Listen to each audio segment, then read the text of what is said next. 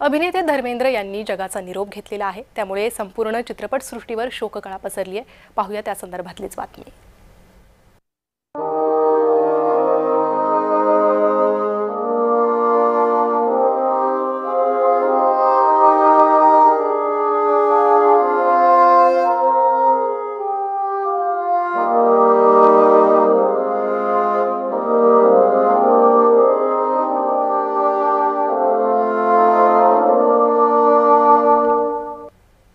दिग्गज अभिनेते धर्मेंद्र यांचं वयाच्या 89व्या वर्षी निधन झालंय। मुंबईतील राहत्या घरी त्यांनी अखेरचा श्वास घेतला। धर्मेंद्र यांनी राजकारणातही नशीब आजमावलं होतं। त्यांच्या पार्थिवावर मुंबईच्या विलेपार्ले इथे अंत्यसंस्कार करण्यात आले। धर्मेंद्र यांनी त्यांच्या दमदार अभिनयाच्या जोरावर मोठा काळ गाजवलाय। त्यांनी राजकारणातही नशीब आजमावलं होतं। त्यांच्या प्रदीर्घ कारकिर्दीचा हा आढावा घेणारा जय महाराष्ट्र न्यूजचा खास रिपोर्ट पाहूयात। धर्मेंद्र, धरमजी, धरमपाजी, नाव अनेक पण प्रेम तेच। बॉलिवूडच्या चमचमत्या काळातला हा चमचमता तारा, ज्याच्या चेहऱ्यावरचं हास्य अखेरपर्यंत कायम होतं। वयाच्या 89व्या वर्षी या जगाचा निरोप घेतानाही धर्मेंद्र यांचा तोच हसरा आणि रोमॅन्टिक चेहरा अनेकांच्या डोळ्यांसमोर होता। या आणि अशा अनेक गाण्यांमधला धर्मेंद्र यांचा अंदाज जितका रोमॅन्टिक, तितकेच त्यांचे ही मॅन ही ओळख अधोरेखित करणारे डायलॉग्सही। धर्मेंद्र यांना फिल्म इंडस्ट्रीचा काहीही कौटुंबिक वारसा नव्हता। 1935ला पंजाबमधल्या एका लहानशा गावात त्यांचा जन्म झाला। वडील शाळेत हेडमास्तर आणि तिथेच धर्मेंद्र यांचं शिक्षण। पण एकदा फिल्मफेअर मॅगझिननं एक टॅलेंट हंट शो आयोजित केला होता। धर्मेंद्र यांनी त्यात सहभाग घेतला आणि तिथूनच त्यांची पावलं अभिनय क्षेत्राकडे वळली।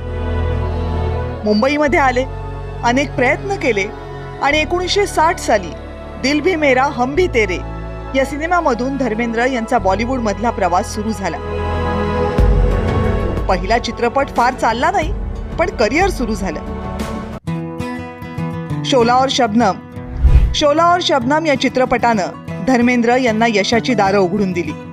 मग अनपढ़, बंदिनी, आई मिलन की बेला, हकीकत, फूल और पत्थर, ममता, अनुपमा, इज्जत, आंखें, शिखर, मंजली दीदी, चंदन का पालना, मेरे हमदम मेरे दोस्त, दो रास्ते, सत्यकाम, आदमी और इंसान असे अनेक हिट चित्रपट धर्मेंद्र यांच्या नावावर जमा झाले। दादागिरी, आग ही आग, जीने नहीं दूंगा, धर्म और कानून, बर्निंग ट्रेन या सिनेमांमध्ये धर्मेंद्र यांनी वैविध्यपूर्ण भूमिका साकारल्या। पण धर्मेंद्र यांना खरी ओळख दिली ती शोले चित्रपटानं।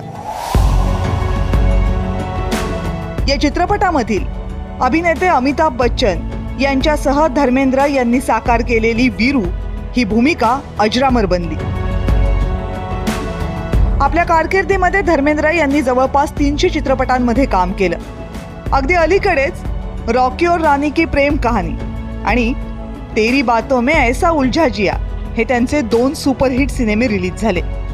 त्यांचा आगामी सिनेमा 25 डिसेंबरला रिलीज होणार आहे।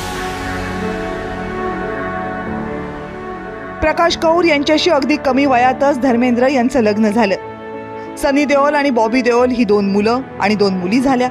पुढे हा संसार मोडला आणि मग 1980ला अभिनेत्री हेमा मालिनीशी धर्मेंद्र विवाहबद्ध झाले। त्यांच्या 2 मुलींपैकी एक ईशा अभिनयाच्या क्षेत्रात आली, पण अहाना नाही। विजेता फिल्म्स या प्रोडक्शन हाऊसच्या माध्यमातून धर्मेंद्र निर्माते बनले। सनी देओलचा अत्यंत गाजलेला घायल हा सिनेमा त्यांनीच प्रोड्यूस केला होता।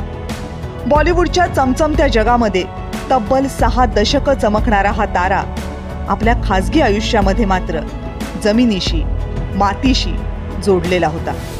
लोणावळ्याच्या आपल्या फार्म हाऊसमध्ये शेती आणि प्राण्यांसोबतच त्यांनी आपल्या आयुष्याचा उत्तरार्ध व्यतीत केला।